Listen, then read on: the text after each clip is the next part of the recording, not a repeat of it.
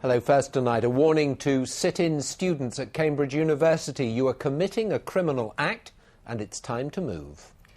Earlier this month, the coalition government announced plans to remove the cap on university tuition fees, which could increase the cost by thousands of pounds. Since then, there have been clashes in London, and today students showed the strength of their feelings in demonstrations across the region. Hundreds marched through Colchester and Cambridge, where we can join our chief reporter Kim Riley now. Kim. Yeah, well, that warning that Stuart was talking about to students was actually to students occupying what they call the old school building, which is that lit-up building just behind me. It's actually right next to the Senate House, quite a symbolic, sort of central, important place for the university. They've been in there, as you said, for almost 6 days now. Last night, a judge granted a court order to the university authorities, basically a possession order. It does mean that the students staying in there are technically committing a criminal offence right now, and that they should leave. Well, there's lots of talk about eviction. They are determined to stay, and we'll hear from them in a moment. We went in to see them a little bit earlier on. Certainly they are extremely determined. But let's start by going to Colchester, where there was another big demonstration today, and as Clive Lewis reports, there were a number of arrests. Despite the freezing conditions, around 600 students gathered to march through the town. Their demand the same as it was last week. There are hundreds, literally hundreds of further education students, higher education students, schools from secondary schools, primary schools even, and they're here to oppose the outrageous cuts to higher education. Students had hoped to bring the town centre to a standstill. They haven't achieved that, but they have made their voices heard. So what do you think about this? I think it's a waste of time, I really do. My son went to university, we shelled out for him. If they're that fussed, get a bloody job, simple, innit? I think they ought to bring out the water cannon. I agree with it. I mean, it's all right, isn't it? I mean, they need to live just like everybody else, so... A short while later, though, around 150 students attempted to break from the agreed route. As the scene turned ugly, protesters surged through the police lines.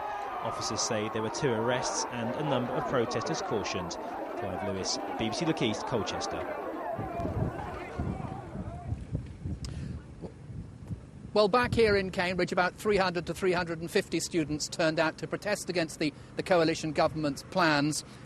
It was certainly very, very good-humoured. I think it was very intelligently policed. They were firm, but they were very calm too.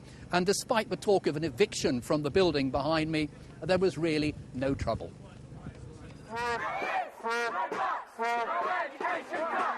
That was the mantra as hundreds of school pupils joined the student protest. They marched through the heart of Cambridge, accompanied by a low-key police escort. At one stage, the march veered into the Grand Arcade shopping centre, where there was no shortage of support from bystanders, though not from everyone. I have sympathies with them. I can understand what they're putting across, but on the other hand, we're all in the same boat today. The credit crunch is here. It's no avoiding it.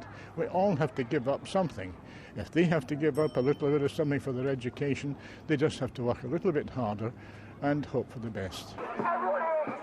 The focal point of the protest, the area around the Senate House. Inside, some 75 students are maintaining an occupation that began at the end of last week. It remains very civilised.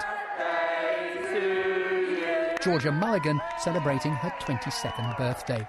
Sort of the most uncomfortable birthday I've ever had, but it's good, it's nice, everyone sang for me, I've got cake. Are you planning to stay on?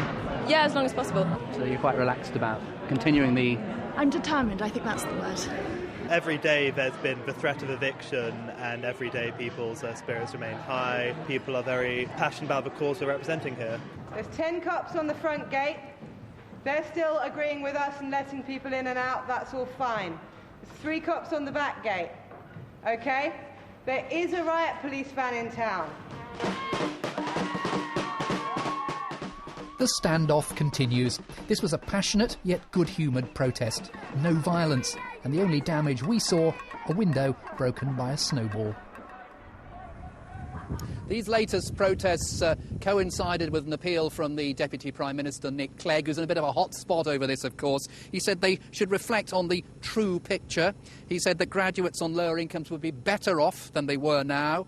It was crucial people realised that there would be no upfront fees, he said, and that repayments wouldn't begin until students or workers were earning at least £21,000. That's the position the Liberals are taking as part of the coalition government. Kim, thank you.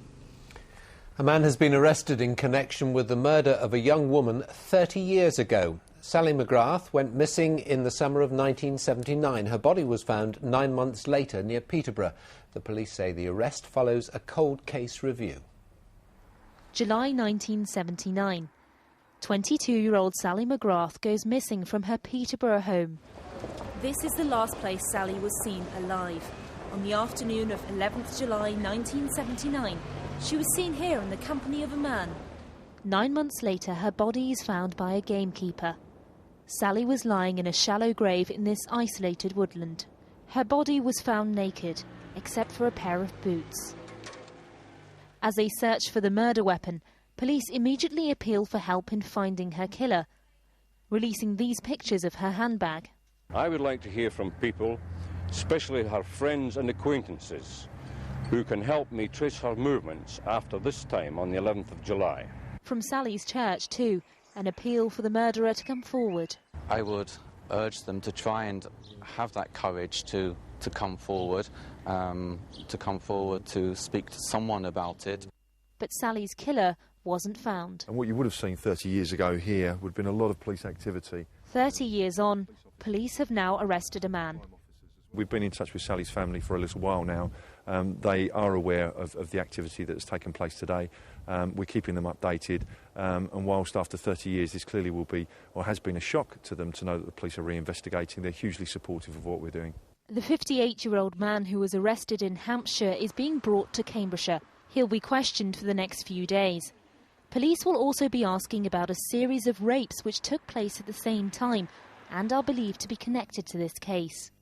A 30-year mystery, but the same appeal for witnesses continues to help police finally uncover the truth about this young woman's murder. Fatima Manji, BBC Look East, Peterborough. The worst of the weather